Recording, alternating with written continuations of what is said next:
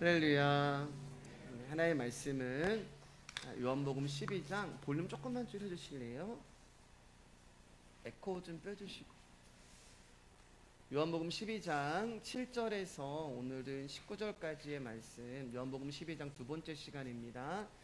요한복음 12장 7절에서 19절까지의 말씀, 제가 한 절, 여러분 한 절, 마지막 절은 같이 합독하겠습니다. 예수께서 이르시되 그를 가만두어 나의 장래할 날을 위하여 그것을 간직하게 하라. 가난한 자들은 항상 너희와 함께 있거니와 나는 항상 있지 아니하리라 하시니라. 유대인의 큰 무리가 예수께서 여기 계신 줄 알고 오니 이는 예수만 보기 위함이 아니요 죽은 자 가운데서 살리신 나사로도 보려 함이로라. 대제사장들이 나사로까지 죽이려고 모이하니 나사로 때문에 많은 유대인이 가서 예수를 믿음이러라.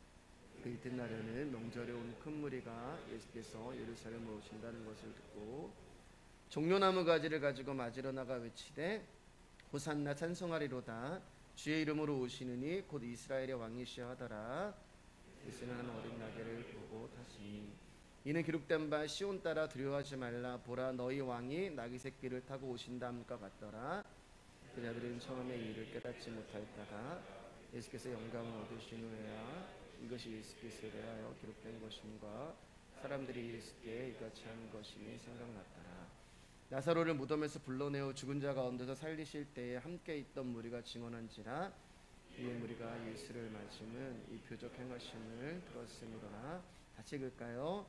바리새인들이 서로 말하되 볼지어다 너희 하는 일이 쓸데없다. 보라 온 세상이 그를 따르는도다 하니라. 아멘. 우리 옆 사람과 인사했으면 좋겠습니다. 훌륭하십니다. 훌륭하십니다. 네, 여러분 정말 훌륭하십니다. 네. 오늘 말씀은 이제 예수님이 드디어 예루살렘에 입성을 하시는 그런 장면이 오늘 기록되어 있습니다. 저희가 이제 개척을 하고 1년 정도의 이제 시간이 되잖아요. 1년 정도 시간 돼서 요한복음을 1년 동안 저희들이 말씀을 나눈 거예요. 그래서 딱 오늘 이렇게 절반쯤 온 것 같습니다. 앞으로 여러분 이제 1년 동안 더 요한복음을 들으시면 요한복음 21장까지 우리가 종강을 하게 될 것 같습니다.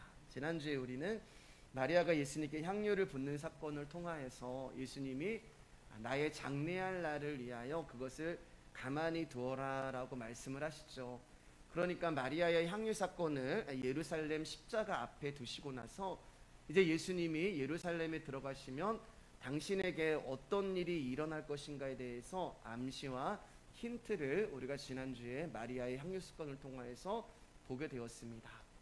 오늘 이제 12절 되면은 그 이튿날에 이렇게 기록되어 있어요. 이 이튿날은 뭐냐면 예수님이 지금 베다니 나사로의 집에 토요일날 저녁, 우리나라로 시간으로 하면 토요일날 저녁에 지금 도착해서 식사를 하시고, 그리고 이제 향유 사건이 일어난 것이고, 그 이튿날, 그러니까 주일 아침이 되는 거예요. 주일 아침에 여기서 말하는 명절이라고 하는 것은 유월절이 되는 것입니다. 이 유월절 주일 아침에 이제 예수님이 예루살렘으로 올라가시는 그런 장면이 오늘 이제 기록되어 있는 거예요. 베다니에서는 나사로의 가족이 예수님을 환대해 주었는데 이제는 수많은 무리가, 수많은 인파가 소리를 지르며 예수님을 열렬히 높이며 환영하기 시작하는 것입니다. 그런데 그들이 이렇게 예수님을 환영하죠. 13절 말씀입니다. 시작. 종려나무 가지를 가지고 맞으러 나가 외치되 호산나 찬송하리로다. 주의 이름으로 오시느니 곧 이스라엘의 왕이시여 하더라. 6월절에는 종려나무를 흔드는 그런 것이 없어요. 그런데 백성들이 종려나무를 가지고 왔다는 것은 이것은 어떤 승리의 그런 상징이 되는 거예요. 그러니까 지금 이 수많은 무리들이 종려나무를 흔들면서 예수님을 향하여서 호산나 찬송하리로다 라고 이야기를 하는 거예요. 호산나라고 하는 말은 호산나 성가대를 의미하는 게 아니고, 우리가 성가대 이름 보면 호산나가 참 많잖아요. 찬송하리로다가 아니에요. 이제 우리를 구원하세요, 구원해 주세요, 이게 호산나의 뜻인 거예요. 지금 우리를 구원하여 주시옵소서라고 백성들이 종려나무를 들고 외치면서 예수님을 향해서 외칩니다. 그런데 이들이 이제 말씀을 보면은 놀라운 고백을 하는데 주의 이름으로 오시느니 이렇게 이야기를 해요. 그리고 곧 이스라엘 왕이여 라고 예수님을 향하여서 그들의 신앙을 고백하는데, 예수님 당신은 주의 이름으로 오시는 이스라엘의 왕입니다. 이건 굉장히 놀라운 고백을 하는 거예요. 여러분들이 기억날지 모르지만 요한복음에 이런 고백을 한 게 나다니엘이 당신이 이제 왕이십니다라는 고백 이후에 우리가 이제 10여 장 지나서 이제 백성들이 고백을 하는 것입니다. 그런데 이 수많은 무리들은 예수님을 이스라엘 왕이라고 고백을 하고 있지만, 그들이 예수님을 이스라엘 왕이고 이렇게 열렬히 환영하는 이유는 자기들을 죄에서 구원하시고 자신들의 영혼을 천국으로 인도하시기 위한 구세주로 예수 그리스도를 그렇게 고백하는 것이 아니라, 지금 이스라엘 백성들은 로마라는 식민지 생활을 하고 있는 거거든요. 그러니까 이스라엘 백성들은 로마에서 식민지로서 핍박받고 억압받고 있는 그 삶을 지금 이 예수라는 왕이 이제 오는 거예요. 이스라엘 왕으로 오셔서 그 로마의 식민지에서 우리를 이제 좀 구원해 주세요라고 하는 그들의 열망과 그들의 갈망, 다시 한번 우리 가운데 다윗 왕이 누렸던 그 전성기가 왔으면 좋겠다라고 하는 그런 마음을 담아서 예수님을 향해서 종려나무를 흔들면서 당신이 우리의 왕이십니다. 빨리 오셔서 예루살렘에 들어가셔서 로마를 뒤집어 엎어버리고 우리를 다시금 다윗 왕이 누렸던 그런 모든 전성기를 회복해서 이 나라를 경제적으로, 정치적으로, 군사적으로 좀 막강한 나라로 만들어 주세요라고 하는 것이, 이들이 지금 호산나, 이제 우리를 로마의 식민지에서 구원해 주세요, 당신은 이스라엘 왕입니다 라고 하는 그런 고백이 이 말씀에 담겨져 있는 거예요. 이해가 되시죠? 자, 38년 된 병자를 예수님이 고치셨습니다. 날 때부터 소경을 눈뜨게 하셨어요.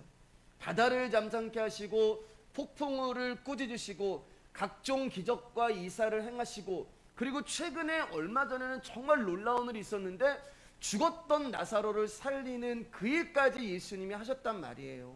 그러니까 이스라엘 백성들은 이분이야말로 성경에 예언된 메시아가 맞다, 우리를 이 지긋지긋한 로마의 핍박과 압박에서 구원할 그런 존재가 맞다라는 확신이 있는 거예요. 얼마나 흥분이 되겠어요. 그런 예수님을 지금 보고 있으니까. 그러니까 막 지금 흥분해가지고 당신이 우리의 왕이십니다 라고 고백을 하는 거예요. 자, 9절 보면은 이제 이런 고백이 있습니다. 시작. 유대인의 큰 무리가 예수께서 여기 계신 줄 알고 오니 이는 예수만 보기 위함이 아니요 죽은 자 가운데서 살리신 나사로도 보려 함이러라. 지금 유대인의 큰 무리가 예수님을 찾아온 거예요. 그런데 예수님을 찾아온 이유가 뭐냐면 예수님만 보기 위해서 오신 것이 아니고 죽었던 나사로가 살아났다고 하는 그 소문을 듣고 그 죽은 나사로를 보기 위함인 거예요. 그러니까 예수님은 지금 온 이스라엘 가운데 유명 인사가 되어 있는 것입니다. 수많은 사람들이 예수님도 보러 오지만 죽었다가 살아난 나사로를 보는 거예요. 왜냐하면은 이 나사로는 하나님의 기적 그 자체가 되는 것이거든요. 그러면 사람들이 그 나사로를 보면서 어떤 생각을 했을까요? 야, 우리도 정말 주와 함께 죽고 내가 죄로 인해서 죽었지만 그분의 십자가의 은혜로 내가 하나님 나라에서 부활할 거야 라는 그런 생각을 절대 안 했겠죠. 이 사람들이 생각했던 것은 나사로가 살아난 그 일이 놀랍고 신기하고, 그리고 그런 일을 행한 이 예수 그리스도의 능력을 보면서 이분이야말로 진짜 우리 민족을 해방시켜주고 독립시켜줄 수 있는 그런 능력이 있는 분이야 라고 예수 그리스도를 믿은 거예요. 그래서 11절 말씀 봐도 나사로 때문에 많은 유대인이 가서 예수를 믿음이러라. 그러니까 여러분, 말씀을 듣고 믿은 게 아니에요. 기적과 이적과 표적을 보고 믿은 거지, 여러분 말씀이라는 것이 우리 안에 생명이 돼서 내 안에 믿음으로 나온 것이 아닙니다. 예, 그냥 그 고백을 하고 있는 거예요. 그런데 그렇게 예수님을 환영하는 인파들 가운데 어떤 무리들이 있었어요? 요한복음 5장부터 38년 된 병자를 고쳤을 때 그 예수님을 잡아서 죽이려고 했던, 우리 계속 공부했잖아요. 유대 지도자인들, 바리새인들, 대제사장들, 서기관들도 열렬히 환영하는 그 인파 가운데 껴 있었던 것입니다. 그들은 예수라는 존재가 자신이 누리고 있는, 자기들이 누리고 있는 이 세상에서 기득권에 전혀 도움이 안 되고 방해가 된다고 생각을 하니까 호심탐탐 지금 예수님을 죽이려고 하고 있었던 거예요. 그러니까 두 무리가 있는 거예요. 한 무리는 예수님을 열렬히 환영하면서 우리를 로마의 식민에서 벗어나게 해주세요 라고 하는 무리가 있었고, 또 한 무리는 귀에만 있으면 저 예수를 죽여버리려고 하는 그런 무리들이 그 안에 있었던 것입니다. 그런데 재밌는 것은 이 두 무리가 나중에 하나가 돼요. 요한복음 9장 19장 12절 말씀이에요. 같이 읽겠습니다. 시작. 이러함으로 빌라도가 예수를 놓으려고 힘썼으나 유대인들이 소리질러 이르되 이 사람을 놓으면 가이사의 충신이 아니니이다. 무릇 자기를 왕이라 하는 자는 가이사를 반역하는 것이나이다. 예수님의 예루살렘 입성 시에 호산나 외치면서 예수님을 환영하던 그 인파가 이제 예수 그리스도를 십자가에 못 박으소서라고 이제 외치기 시작하는 거예요. 왜 변했을까요? 예수님에 대한 기대가 무너져 버린 거예요. 그들은 예수님의 자신들의 기대대로 로마를 뒤집고 자신들을 구원해 줄 수 있는 그런 존재로 생각을 했는데 너무나 힘없이 십자가에 매달려 죽는 것이고, 그 예수가 주의 이름으로 오셨는데 십자가에 매달려 죽었을 때 하늘에서는 어떤 일도 일어나지 않고, 그러니까 뭐야, 이런 능력 없는 예수, 이런 연약한 예수, 이런 존재는 내가 믿을 필요가 없어 라고 그 사람들이 예수님에 대해서 생각을 해버리니까 예수 그리스도를 십자가에 못 박아 주세요 라고 지금 외치고 있는 것입니다. 다시 말하면 예수님에 대하여 저 예수라는 존재는 전혀 나를 구원할 수 있는 그런 자가 아니구나 라는 그런 생각이 오니까 예수 그리스도를 버려버린 거예요.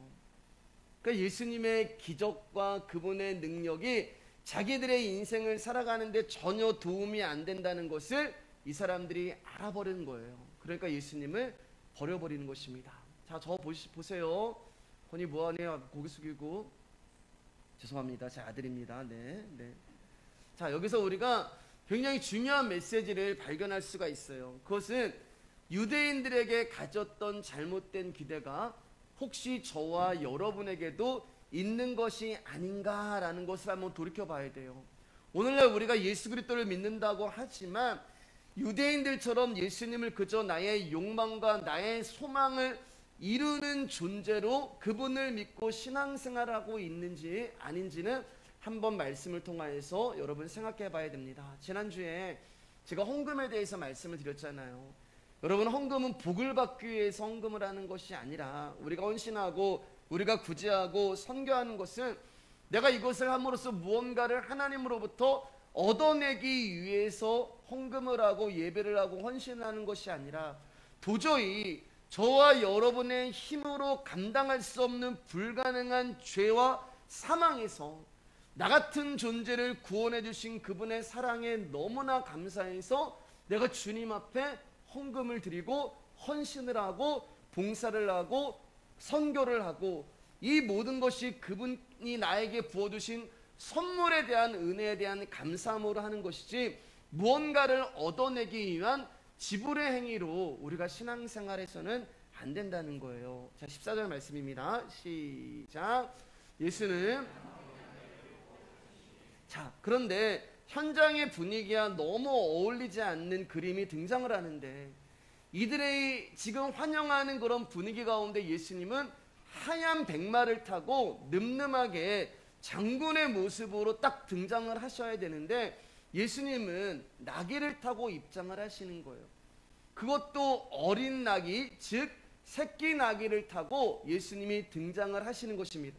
그리고 이 모습에 대해서 15절은 이렇게 이야기를 하고 있어요. 크게 읽겠습니다. 시작. 이는 기록된 바 시온 따라 두려워하지 말라.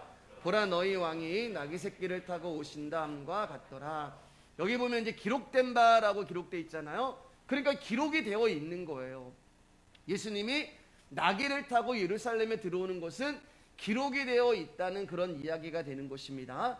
그러면 이 말씀이 어디 있는지 한번 볼게요. 그 전에 기록된 바라고 이야기하면서 시온 따라 두려워하지 말라. 갑자기 어떤 분위기와 전혀 맞지 않은 예수님이 그 말씀을 하세요. 시온 따라 두려워하지 말라. 이 시온 따라는 우리를 말하는 거예요. 이스라엘 백성들을 말하는 거예요. 택함받은.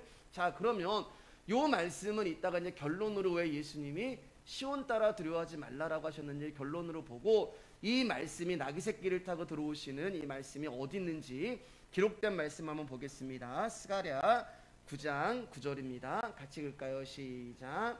시온에 따라 크게 기뻐할지어다. 예루살렘에 따라 즐거이 부를지어다. 보라, 내 왕이 내게 임하시나니 그는 공의로우시며 구원을 베푸시며 겸손하여서 나귀를 타시나니 나귀의 작은 것 곧 나귀 새끼니라. 여러분, 스가랴서는 철저하게 고난을 받는 메시아 예수님에 대한 내용이 예언된 책이에요. 그러니까 예수님이 영광을 받기 전에 고난이 있어야 합니다라는 그 내용들이 스가랴에서 말하는 내용이 되는 것입니다. 그리고 그 스가랴에서는 왕이 등장을 하는데 그 왕이 말을 타고 등장하는 것이 아니라 나귀를 타고 오신다라고 기록하고 있는 거예요. 그리고 이 말씀 그대로 예수님이 성경의 말씀을 오늘 이루고 계시는 것이죠. 그러니까 어떤 거를 보여주면은 이스라엘 백성들이 지금 예수님을 환영하고 열렬히 환호하는 그 목적이 아닌, 즉 세상을 무력과 힘으로 평정하고 다스리는 그런 왕이 아닌 겸손과 온유와 평화로 다스리는 무력하지만 연약하지만 왕으로 오신 그 예수 그리스도를 보여주고 있는 거예요. 그러니까 나는 이 세상에 온 게 너희들이 기대하는 그런 기대로 온 게 아니야. 너희들이 기대하는 로마를 뒤집어 엎고 이스라엘 왕이 되려고 온 게 아니야 라는 것을 이제 나귀의 모습을 통하여서 보여주고 계시는 거예요. 자, 그리고 이제 조금 더 깊이 예수님이 나귀를 입성하고 나귀를 타고 입성하시는 이 장면에 대해서 조금 더 깊이 우리가 한번 묵상을 해볼게요. 여러분, 우리가 보고 있는 이 예루살렘에 나귀를 타고 들어오시는 이 장면은 사복음서에 공이 다 기록되어 있는데 특징이 있어요. 공통점이 있는데 이 사복음서에 나오는 모든 나귀는 매여 있다는 거예요. 자, 누가복음 19장 28절부터 31절입니다. 크게 시작. 예수께서 이 말씀을 하시고 예루살렘을 향하여 앞서서 가시더라. 감난원이라 불리는 산 쪽에 있는 벳바게와 베다니에 가까이 가셨을 때 제자 중 둘을 보내시며 이르시되 너희는 맞은편 마을로 가라. 그리로 들어가면 아직 아무도 타보지 않은 매여 있는 것을 보리니 풀어 끌고 오라. 만일 누가 너희에게 어찌하여 푸느냐 묻거든 말하기를 주가 쓰시겠다 하라. 자, 여러분, 이 나귀는 저와 여러분을 의미하는 거예요. 자, 한번 따라해 보세요. 나귀는 나다. 예, 나귀는 나예요. 그런데 저와 여러분이 지금 어떤 상태이냐면은 매여 있는 상태란 말이에요. 저와 여러분들이 지금 매여 있는 상태예요. 그러니까 잘 들어보세요. 굉장히 중요한 거예요. 예수님이 예루살렘에 입성하기 전에 예수님이 제일 먼저 하신 것이 있는데 그게 뭐냐면은 나귀를 찾아오신 거예요. 예수님이 예루살렘에 들어가시기 전에 제일 먼저 하신 것이 저와 여러분들을 찾아오셨어요. 왜 찾아오셨냐면은 매여 있는 것을 풀어놓으시기 위해서 예수님이 저와 여러분들을 찾아오신 것입니다. 이게 복음이 하는 일이에요. 복음은 우리를 묶는 것이 아니라 복음은 무언가에 묶여있는 저와 여러분들을 풀어놓는 일을 하십니다. 이것을 두 글자로 자유라고 얘기해요. 자유. 여러분, 우리가 그냥 사는 것 같지만, 우리가 그냥 인생을 사는 것 같지만 저와 여러분들은 무언가에 매여 있고 묶여서 살고 있는 거예요. 그 중에 가장 내가 묶여서 사는 것, 물질에도 묶여 있고 내가 사람에도 묶여 있고 종교에도 묶여 있고 관계에도 묶여 있는데 그 중에서 내가 가장 많이 묶여 있는 게 뭐냐면은 나라는 존재, 나라는 자신에 우리는 묶여 있어요. 여러분, 누군가가 나에게 상처를 주고 누군가가 나에게 기분 나쁜 말을 하고 누군가가 나에게 욕을 하면 여러분 기분이 좋아요, 나빠요? 나쁘죠. 네. 그럼 반면에 누군가가 나를 칭찬해주고 누군가가 나를 인정해주고 누군가가 나를 높여주면 여러분 기분이 나빠요, 좋아요? 좋죠. 예.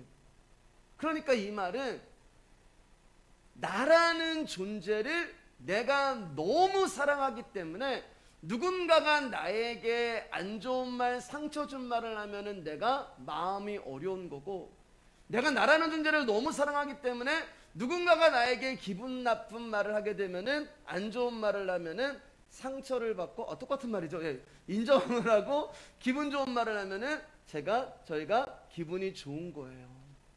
그러니까 결국 우리가 타인에게, 저와 여러분들은 몇 번 말씀드렸지만 우리는 항상 좋은 사람으로 남기를 원하는, 다른 사람에게 인정받기를 원하는 욕망과 욕심이 있는 거예요. 그게 여러분 결국 나라는 존재에 묶여 있는 거예요.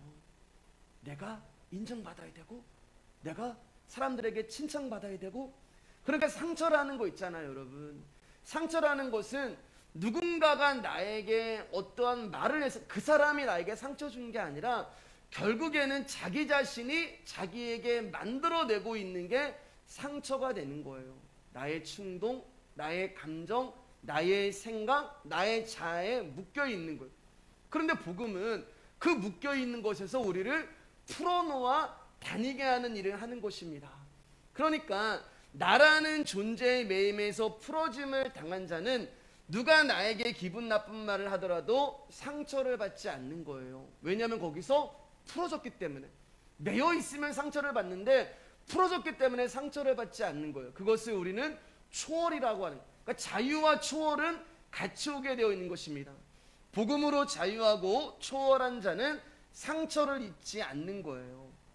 그러니까 누구든지 나라는 존재에 묶여있고 거기서 풀어짐을 당하고 그 욕심으로부터 자유하면 누가 뭐라든 상처 입지 않으며 바르게 살아가는 것입니다. 아멘.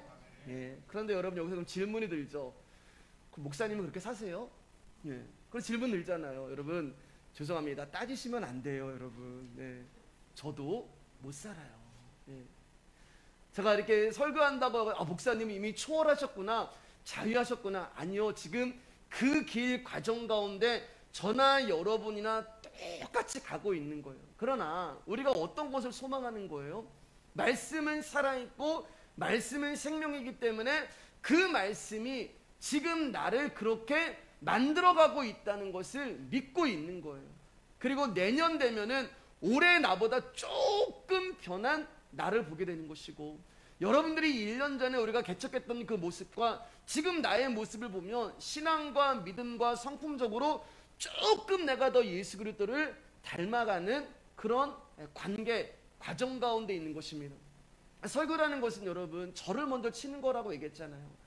저를 먼저 치고 그리고 여러분에게 나가는 거예요. 그러니까 저는 하나님, 제가 아직까지 그런 삶의 완전한 성화와 그 모습이 나오지 않지만 하나님 그 말씀이 내 안에 들어오셔서 나를 그렇게 만들어가고 이끌어 가시고 인도해 가실 것을 믿고 지금도 그렇게 하실 것을 고백합니다라는 것을 믿고 나가는 것이 설교가 되는 거예요.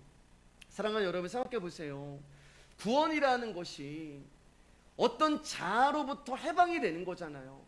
내가 어떤 묶여있는 모든 것에서 자유함을 얻고 거기서 해방이 되는 것이 구원이고, 우리가 말씀을 받은 너희가 신이다 라고 이야기를 했던, 공부했잖아요.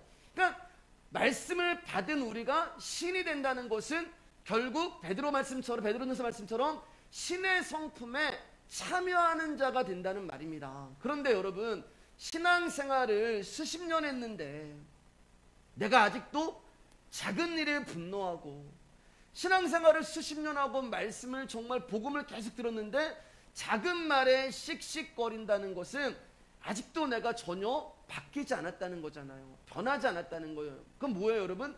여전히 나는 나라는 존재에 묶여 있는 거예요. 내가 정말 조금씩 변하고 조금씩 달라지고 있다면 주변에서 당신 조금 틀려진 것 같아, 당신 예전하고 조금 달라진 것 같아, 내가 모르는데 내가 뭐가 달렸어? 예전에는 내가 이런 말하고 이런 상황이 되면은 분노하고 씩씩거렸는데 어느 날부터 맞아, 그럴 수도 있지, 당신 말이 맞아, 너 말이 맞아. 여러분, 우리는 그렇게 조금씩 바뀌어가고 변해가면서 예수 그리스도의 모습이 우리 가운데 나오는 거예요. 그런데 전혀 바뀜이 없다는 것은 여전히 나라는 존재에 묶여 있다는 증거가 되는 거예요. 우리가 여러분 인생 살아가면서 가장 큰 적은 다른 사람이 아니라 나예요. 나라는 존재에 묶여 있는 거예요. 나라는 존재에 묶여 있으면 나오는 게 뭔지 아세요? 옳고 그름이 나오는 거예요. 내가 봤을 때 옳은 것, 내가 봤을 때 그른 것, 그러니까 율법이 나오는 거예요. 종교가 나오는 거예요. 거기서 신앙생활은 종교가 아니에요. 여러분, 예수 그리스도를 누가 지금 잡으려고 하고 누가 죽이려고 하고 누가 핍박을 하려고 하냐면은 말씀을 가르치는 자가 예수님을 죽이려고 해요. 종교 지도자들, 바리새인들, 서기관들이 성경을 연구하고 말씀을 가르치는 그들이 예수님을 잡아서 죽이려고 해요. 왜냐하면 종교는 예수님이 잘못한 거거든요. 왜요? 38년 된 병자를 안식일날 고쳤단 말이에요. 여러분, 죽어가는 평생 누워있는 그 38년 된 병자를 고치신 게 얼마나 귀한 일이에요. 그런데 종교는, 율법은 뭐라고 하냐면은 그 사람의 생명보다 너 왜 안식일날 사람 고쳤어? 너 왜 안식일날 일을 했어? 날 때부터 앓고 있는 사람의 고통을 치유해주고 생명을 주신 것이 정말 가치 있는 날인데 사람들이 뭐라고 얘기해요? 안식일날 묶여있으니까 너 왜 안식일날 일했어? 나라는 존재에 묶여있는 거예요. 내가 봤을 땐 그건 아니야. 이런 사람들의 특징은 뭐냐면은 이런 말 있잖아요. 그 하나님이 기뻐하시는 거 아니야. 그 하나님이 원하시는 거 아니야. 여러분, 저는 잘 모르겠어요. 저는 아직도 하나님이 원하시는 게 뭔지 모르겠고 하나님이 기뻐하시는 게 뭔지 헷갈리거든요. 근데 그런 사람들은 확실하게 얘기해요. 그러니까 내가 옳으면 하나님이 기뻐하시는 거고 내가 맞으면 하나님이 원하시는 것이고 내가 아니면 하나님이 원하시지 않는 거예요.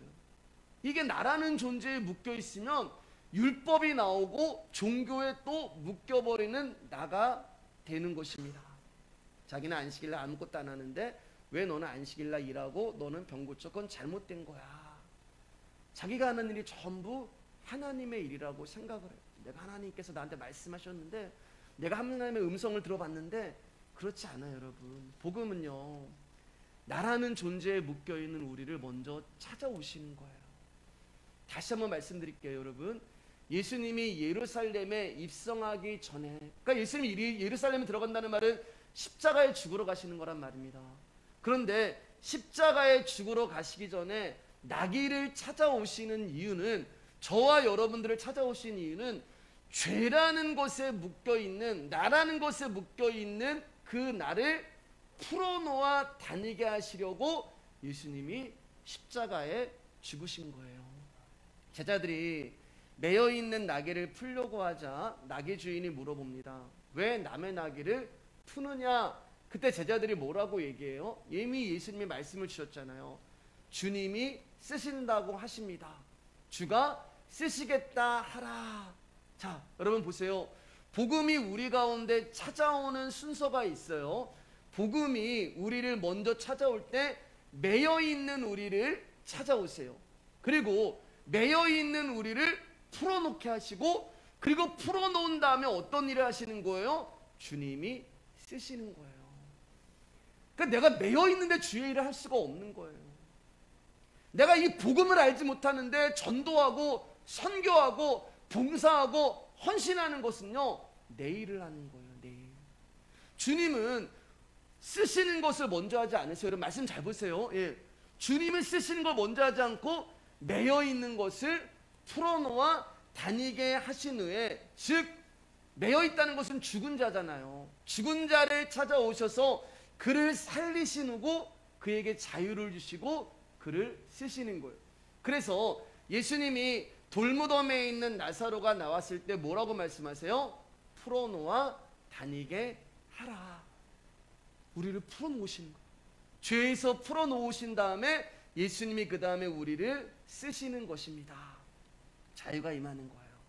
그러니까 여러분 잘 생각해 보세요. 여러분들이 가치를 두고 사는 삶이 있잖아요. 나는 거룩한 삶, 나는 내려놓는 삶, 나는 비우는 삶, 남을 섬기는 삶, 여기 우리가 정성을 다해서 살아간다고요. 그런데 여러분 거기에 자유함이 없으면 여러분 그 삶에 매여 있는 거예요. 제가 하는 얘기를 잘 생각해서 들으세요. 가치가 있어요. 남을 섬기고 남을 구제하고 남을 돕고 정말 내가 죄 안 짓고 거룩하게 살려고 내려놓으려고 하고 비우려고 하고 근데 거기에 내가 정말 자유함이 없다면 여러분들은 그 삶에 매여 있는 것입니다. 우리가 또 얘기하는 하나님의 일이라고 해서 하나님의 사명을 위해서, 하나님의 비전을 위해서, 하나님의 목적을 위해서, 그런데 그 일을 하는데 내가 매여 있다면, 자유함이 없다면 여러분 그건 역시 하나님의 일이라는 것에 매여 있는 거예요. 여러분, 우리 말씀의 교회 성도님들은 이 말씀을 정말 곰곰이 한번 묵상하면서 잘 들어보세요. 하나님의 일은 매여 있는 게 아니에요. 우리가 주의 일을 하는데 내 마음에 부담이 된다 하지 마세요, 여러분. 예. 그거는 매여 있는 거예요. 내가 무엇을 하는데 부담이 된다? 내가 하나님의 일을 하는데 저 집사님은 하나님의 일을 하지 않는 게 자꾸 내 눈에 보인다? 여러분, 그거 매여 있는 거예요. 분명히 말씀하는 거예요. 매여 있는 것을 풀어놓아 다니게 하시는 것입니다. 사역이라는 게 주님의 일을 하는 거잖아요, 사역이. 그러면 주님의 일이라는 것은 뭐예요? 주님의 일, 내가 없어지는 거예요.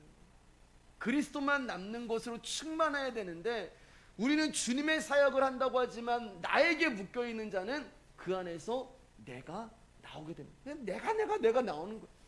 신앙생활 하면서 예수님이 나와야 되는데 신앙생활 하면서 계속 내가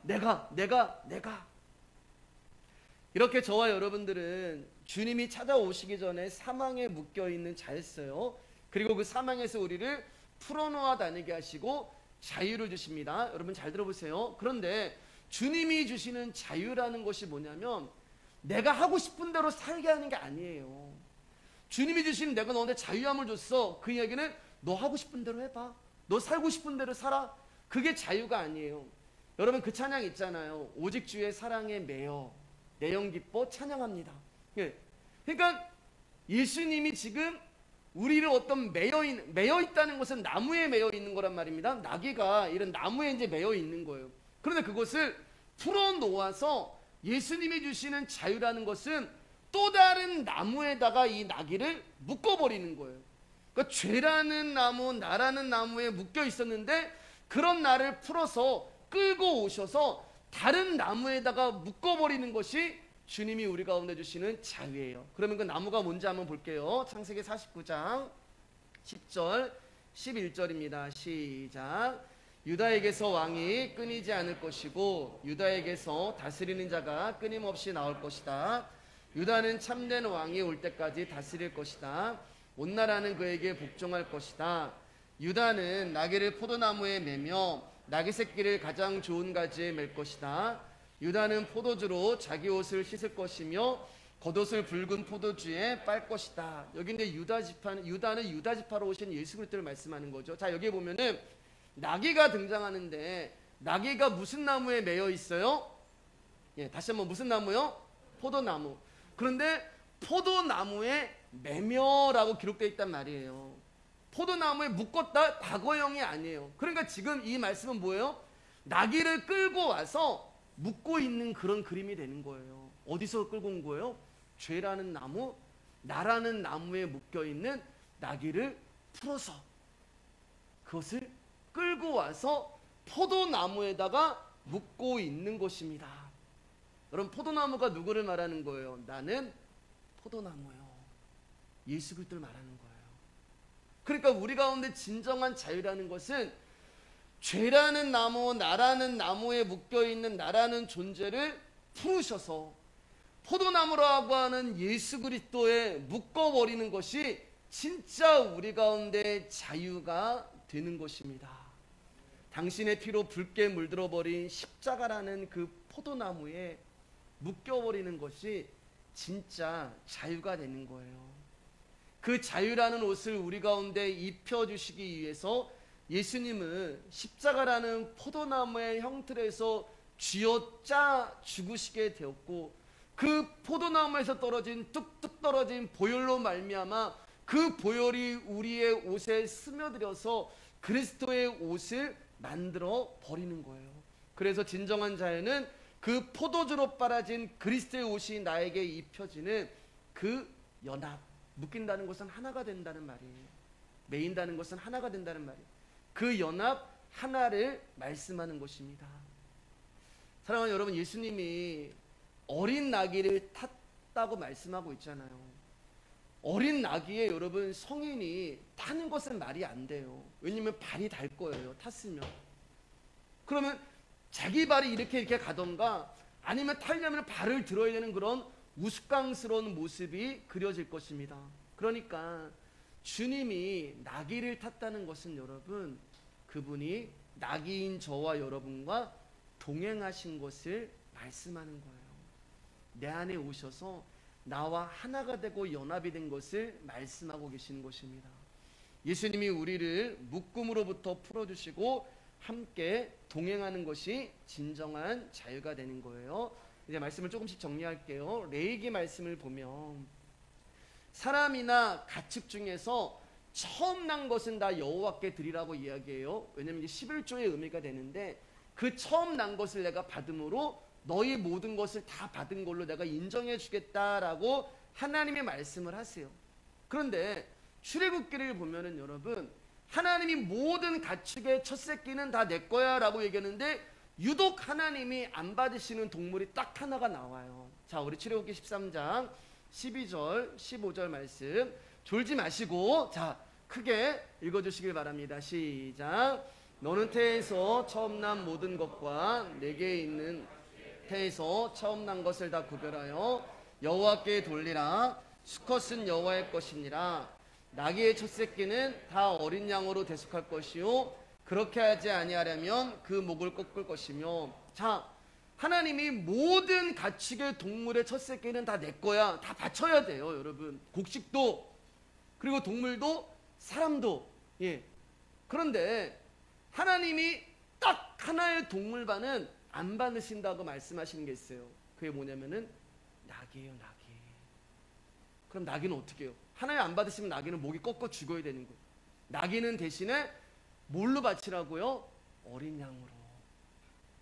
그러니까 나귀가 딱 태어나면은 나귀의 첫 새끼를 드리는 게 아니라 나귀 대신에 어린 양을 갖다가 나귀 대신 하나님께 바치면 하나님이 그것을 받겠다고 말씀하는 것입니다.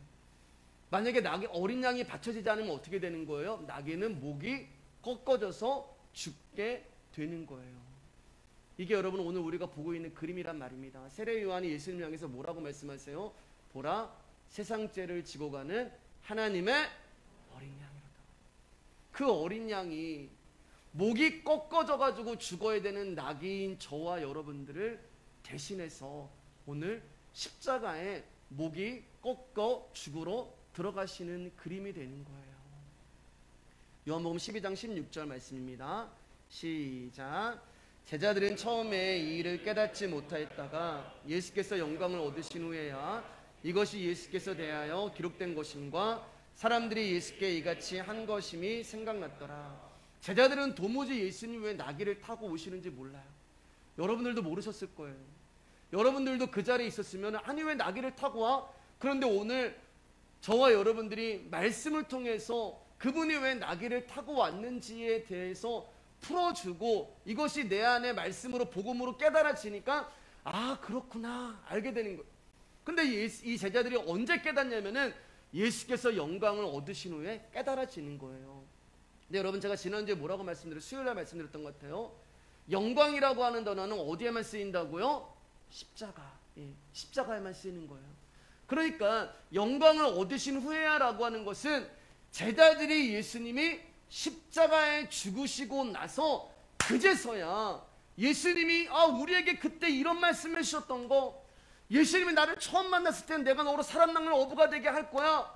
예수님이 그때 나귀를 타고 오셨던 거, 그때 예수님이 하셨던 말씀이 다 이런 뜻이었구나 라는 것을 지금은 모르는데 십자가에 죽으시고 나서 그 일이 제자들 가운데 깨달음으로 오는 거예요. 왜요 여러분? 십자가에 죽으시고 나서 그 십자가에 있는 그분의 생명이 제자들 안에 찾아오신 거잖아요. 그 십자가의 생명이 여러분 안에 찾아가신 거잖아요. 그 십자가의 말씀이 우리 안에 들어오니까 그 말씀이 나를 이 말씀이 들리게 하고 이 말씀이 깨달아지게 하고 이 말씀이 믿어지게 하는 거예요. 그러니까 제자들이 처음에 이 일을 깨닫지 못했다고 우리란 말이에요. 그런데 십자가의 복음, 십자가에 죽으신 그분의 말씀 때문에 저와 여러분들이 말씀이 들리는 은혜, 아, 예수님이 왜 나귀를 타고 오셨는지에 대해서, 왜 출애굽기에서 나귀가 태어나면 어린 양을 죽이라고 했는지에 대해서 그게 이해가 되는 은혜를 발견한 것이죠. 그래서 예수님이 뭐라고 얘기해요? 지금 너희가 알지 못하지만 진리의 성령이 너희 가운데 찾아가시면 너희들 가운데 내가 말했던 모든 것을 다 생각나게 하실 거야.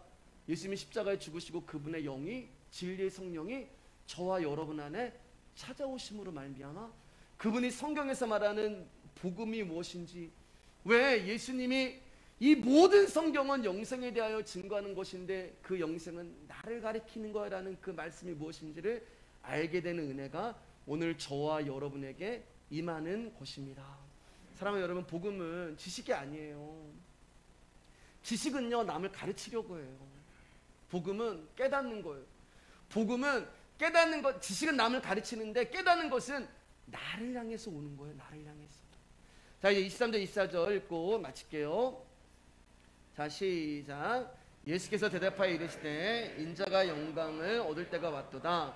내가 진실로 진실로 너에게 이르노니 한 알의 밀이 땅에 떨어져 죽지 아니하면 한 알 그대로 있고 죽으면 많은 열매를 맺느니라. 밀이라는 것은 여러분 씨를 말하는 거예요. 씨앗. 그러니까 한 알의 씨가 땅에 떨어져 죽어야만 많은 열매를 맺는다라고 얘기하잖아요. 여러분 이 말씀 잘 들으셔야 돼요. 한 알의 씨가 땅에 떨어져 죽어야지만 많은 열매를 맺는다. 여러분 우리가 생각하는 것은 씨가 살아야지 많은 열매를 맺는 거잖아요. 근데 성경은 씨가 죽어야지만 많은 열매를 맺을 수 있다라고 이야기를 합니다. 그러면 이 씨는 여러분, 죽을 수 있는 딱 유일한 방법은 죽어있는 땅에 뿌려져야 되는 거예요. 살아있는 땅에 뿌려지면 이 씨는 살을 수밖에 없어요. 그런데 이 씨가 죽어있는 땅에 딱 떨어지면 죽어있는 땅이기 때문에 이 씨는 죽게 되는 것입니다. 그런데 말이에요 여러분, 이 씨는 죽지 않아요. 그 껍질 안에 있는 생명의 근원은 오직 예수 그리스도이기 때문에 그 생명의 근원은 절대 죽지 않습니다. 씨가 뿌려진다는 땅은 다른 말로 이야기하면은 밭이 되는 거예요. 밭. 그러니까 이 씨가 죽어있는, 매여있는, 묶여있는 저와 여러분에게 말씀이라고 하는 예수 그리스도의 생명이 뿌려지는 거예요. 주님의 말씀을 깨닫지 못하는 제자들, 즉 저와 여러분 위에 그 말씀이 뿌려지는 것입니다. 말씀이 들리지 않는 자들, 그래서 깨닫지 못하는 자들, 그래서 죽을 수밖에 없는 저와 여러분 위에 이 생명이라는 씨앗이 들어오는 거예요. 그리고 그 씨앗 안에 있는 생명이 단단한 껍질을 깨고 그 껍질을 찢고 나오기 시작합니다. 차가운 겨울이 지나고 봄이 오면 얼었던 땅이 녹으며 새싹이 파릇파릇 올라오는 거예요. 우리 지동원 집사님 거기 보면 씨 뿌렸다고 하는데 그 새싹볼이 이렇게 쫙 올라오는 거 보셨잖아요.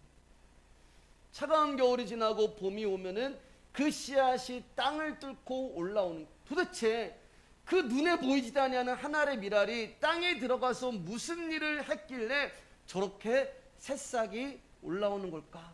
그런데 그 새싹을 보고 뿌리를 봐도 씨앗은 흔적이 없어요. 분명히 씨앗으로 심겨졌는데 그 씨앗은 온데 없고 씨앗은 사라져 버렸습니다. 시간이 지나고 새싹이 자라나기 시작하면서 어느덧 열매가 맺히기 시작합니다. 열매는 보이는데 여전히 씨앗의 모습은 없어져요. 온데간데 없어요. 사라지기 시작했어요. 왜요 여러분? 그 열매는 씨가 자라서 생긴 것이 아니라 씨가 죽어서 생긴 결과이기 때문에 씨는 사라진 거예요. 그 씨가 우리 안에 들어오셔서 죽으신 거예요. 한 알의 밀이 땅에 떨어져 죽지 아니하며. 그런데 이 씨가 죽으면서 무슨 일을 해요? 죽은 밭을 살리는 거예요. 이 씨가 죽어있는 저와 여러분 안에 들어와서 죽어있는 우리의 영혼을 살리는 거예요. 그때 여러분 이 땅도 아픈 거예요. 왜요? 씨가 땅을 뚫고 나오거든요. 이게 안 아프겠어요 여러분? 땅이 있는데 씨가 막 옆 뚫고 나오는 거예요. 땅도 아픈 거예요. 그러니까 씨가 땅에 떨어져 죽은 것은 땅을 살리기 위함이고, 땅이 죽어있는 것은 씨의 생명을 받기 위함인 거예요. 사랑하고 싶으나 사랑하지 못하는 자신으로 인해 사랑 앞에 죽고, 용서하고 싶으나 용서하지 못하는 자신의 존재로 인해 죽음을 경험하고, 거룩한 삶을 살고 싶으나 거룩하신 율법 앞에서 오히려 날마다 죽음을 경험하는 것이 여러분 우리의 인생이 되는 거잖아요. 예수 그리스도도 죽고 나도 죽고 씨앗도 죽고 밭도 죽고 그러면서 어떤 일이 일어나요? 씨앗과 밭이 하나가 되는 거예요. 그분께 매여 있는 것입니다. 연합이 되는 거예요.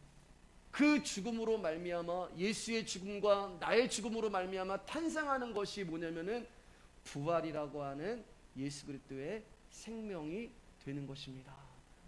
제가 아까 왜 시온에 따라 두려워하지 말라라고 이야기를 드리면서 그걸 결론으로 말씀드리라고 얘기했잖아요. 여러분 스가랴서는 이스라엘 백성들이 죄로 말미암아 이제 하나님이 그들을 심판하시는 거예요. 이제 하나님이 스가랴서에 나오는 그 모든 우상을 숭배하고 죄를 짓는 그 모든 백성들을 하나님이 심판하라고 하시는데 그때 하나님이 뭐라고 얘기하면은 시온의 딸이라고 이야기해요. 저와 여러분들을 말하는 거예요. 저와 여러분들은 죽어 마땅한 그런 존재였어요. 죄로 말미암아 나라는 존재에 묶여서 죽을 수밖에 없는 존재였는데 그분이 갑자기 우리에게 뭐라고 말씀하시냐면은 두려워하지 말아라 라고 이야기하세요. 그 이유가 무엇인지 우리 스바냐 3장 읽고 이제 말씀 붙들고 기도하겠습니다. 같이 읽겠습니다. 시작. 시온에 따라 노래할지어다. 이스라엘아 기쁘게 부를지어다. 예루살렘에 따라 전심으로 기뻐하며 즐거워할지어다.